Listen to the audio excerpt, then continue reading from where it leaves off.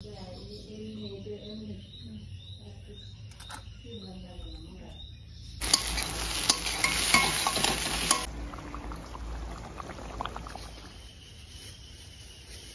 মাছ এগুলো? বাটা মাছ কি দিয়ে রান্না হবে আজকে? আলু দিয়ে। আলু দিয়ে?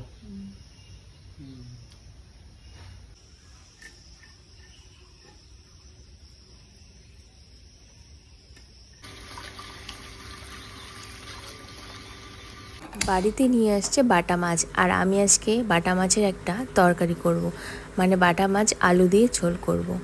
তো চলো, প্রথমে আমি কড়াইটা বসিয়ে দিলাম, তেলটা গরম হচ্ছে, মাছগুলো আমি সুন্দর করে সাজিয়ে নিয়েছি। এখন দিয়ে দিচ্ছি লবণ, তারপরে দিয়ে দেবো হলুদ গুঁড়ো।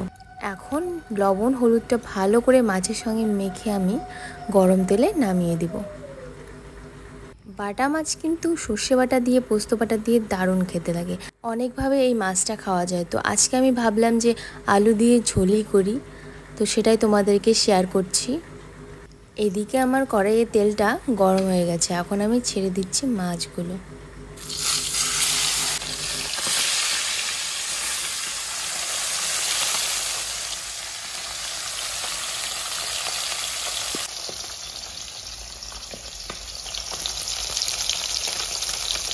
মাছগুলো ভাজা হয়ে গেছে, আর আমি দেখো সুন্দর করে সাজিয়ে নিয়েছি। এখন এই আলুগুলো ছোট ছোট করে টুকরো করে নিয়েছি, কারণ তাড়াতাড়ি গলে যাবে, এই জন্য আমি ছোট ছোট করে টুকরো নিয়েছি। প্রথমে আমি ভাজা করে নেব।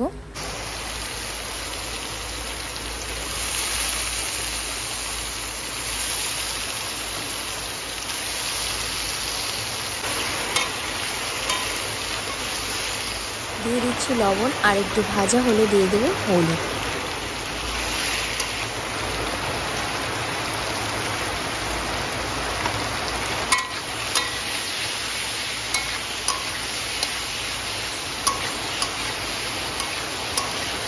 এদিকে আমি মশলা করে নিয়ে নিয়েছি আদা, আর নিয়ে নিয়েছি গোটা জিরে, এগুলো আমি মিক্স করে নেব।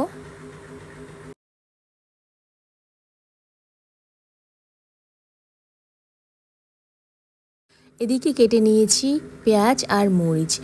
আলুটা কিন্তু অর্ধেক ভাজা হওয়াতে পেঁয়াজ আর মরিচটা দিয়ে দেব।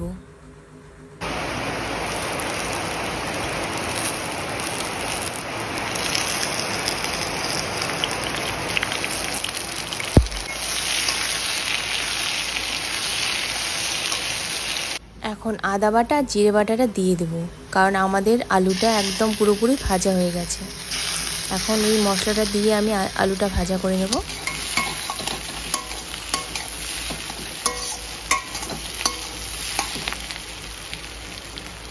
মশলাটা ভাজা হয়ে যাওয়ার পর দেব পরিমাণ মতো জল।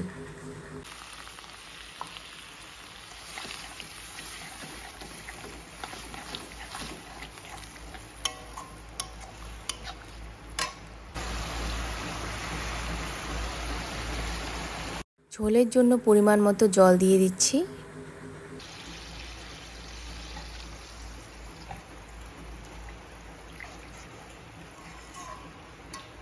এখন আমি এই মাছগুলোকে ঝোলে দিয়ে দেব। বাইরে কিন্তু খুবই বৃষ্টি হচ্ছে, এই জন্য বৃষ্টির আওয়াজটা খুবই শোনা যাচ্ছিল। তবে এই বৃষ্টিতে এই মাছের ঝোল আর ভাত খেতে কিন্তু দারুণ টেস্টি লাগবে।